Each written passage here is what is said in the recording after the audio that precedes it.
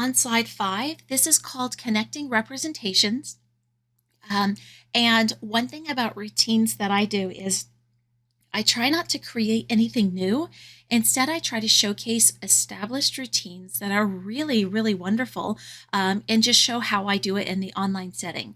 So I've put the link to where I got these materials from, and they have many, many more there. And the way we'll do this routine is you'll notice there's a lot of duplicate slides below. And let me just kind of zoom out here real quick. There we go. And what you'll do is you'll put your name on one of these slides. That will reserve it for you so that nobody else is on that slide. And you're going to take these little stories and figure out which story goes with which graph, and you'll move them there. But you'll notice one story needs to be created, and also one graph needs to be created. And if you're familiar, there's a scribble button under your line tools, and that will allow you to just freehand your graph. Once you finish with your slide, if you would turn your name box yellow, that will give me kind of a clue that you're finished, and it will help me out with classroom management. So without further ado, go ahead, grab a slide, pop your name in. I see many are already doing that. I'll include some more duplicates below. And if you're just joining us, welcome. Here is the link to our interactive slides. And we are doing a routine called Connecting Representations, and it starts on slide 6, but you can go ahead and find your own slide, put your name on it, and start connecting those representations.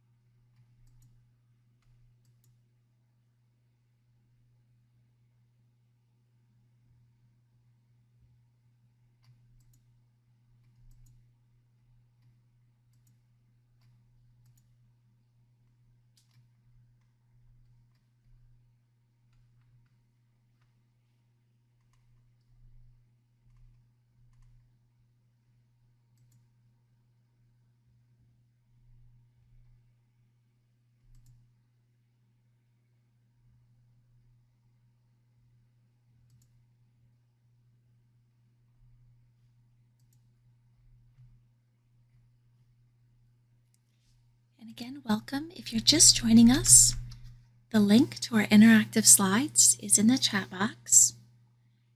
We're currently having some think time.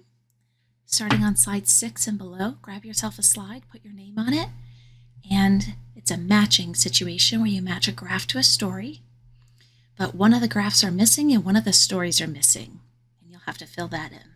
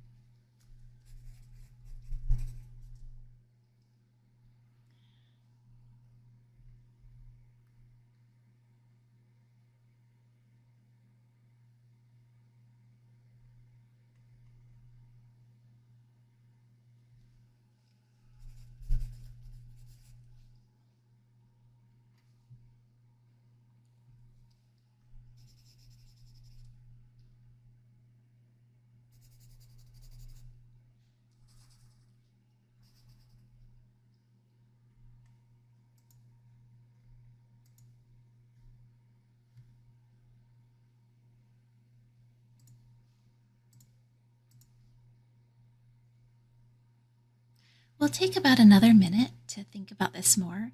I do like to give people a heads up that I would love for them to share something, and I do that using a nonverbal cue of changing the outline of the thing I'm going to ask you about into green. So if you do notice that it turns green, just a heads up, and that was me doing that.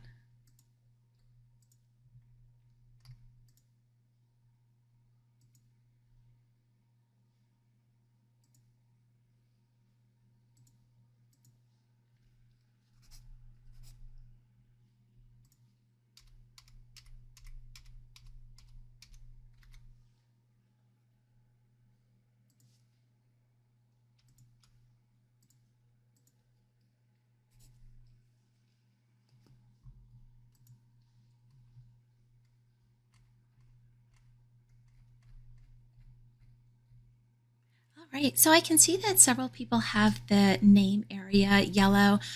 I also know that I'm working with teachers, so I'm going to pause this here for a bit of a discussion. But self differentiate. If you would rather kind of finish up what you're doing, or you'd rather browse what other people have, go for it. I want to showcase some of the classroom management skills that I have going on here. Because I can quickly arrow up and down, I can see each of my students thinking right away where they are in this problem, some of their initial thinking, and the way that it's changed. And so I really do get a great glimpse of what my students are thinking. And I wanted to start off with the difference between the walking and the running. And Beth, on yours, you have walk and run. Let me find your slide if you want to let me know what slide you're on. I've lost it here. Here it is, slide 14. How did you distinguish between a walking and a running? So I went back and forth on this one, but the running to me was steeper because he was covering more distance in less time. And so I differentiated that between the walking because it's steeper, whereas the bottom part after he stops for the water is kind of more stretched out and not as steep, Oh, I like if your that makes use of sense. And then the walking steepness. is, yeah, yes. But it wasn't just steepness. You also mentioned this stretching over time because it is going to take me longer if I walk. Yeah. Cool. And sometimes I'll even ask my students, especially if I do this on a second day, I'll say that first graph, what would you need to infer from it if the first one was walking? And so if we make that walking, then we need to talk about different paces, different speeds of that walking, and the running one would look very different. So it's more of like the reasoning behind it, where you place things, and not so much that there's exactly one right answer. I also wanted to check out a couple of the story problems. You all were so creative with these. On slide 20, Raha wrote a story problem, and I think it fits really nicely with the graph that she picked here. Raha, would you share with us on slide 20? Sure, I have some background noise, so excuse that. Basically, because the slope was getting steeper every time, in my brain, the person is running still and doesn't really stop for a long time. So I just said Jacob ran to the store, then ran to the park, then ran to lunch because there's no coming back to his home because the distance from home never became zero. Very cool. Yeah, so he keeps running further and further. Beautiful story. And then Julia, your story. Let me see what slide you're on. I'd love to hear a little bit about, what made you think of this story on slide 12. Hi, thanks. So I just wrote, during COVID, Jacob likes to get some exercise and wave hi to his friends from a safe distance. Jacob walked to his neighbor's house to say hi. Then he increased his speed to go say hi to his friend Elizabeth. Finally, he ran to his aunt's house. So at first, when I started writing, I wrote kind of he stopped at his neighbor's house, but then I was like, oh, the graph doesn't show that he's stopping. So it just needs to either be like a quick hi or there's a reason that he's increasing his speed at some point.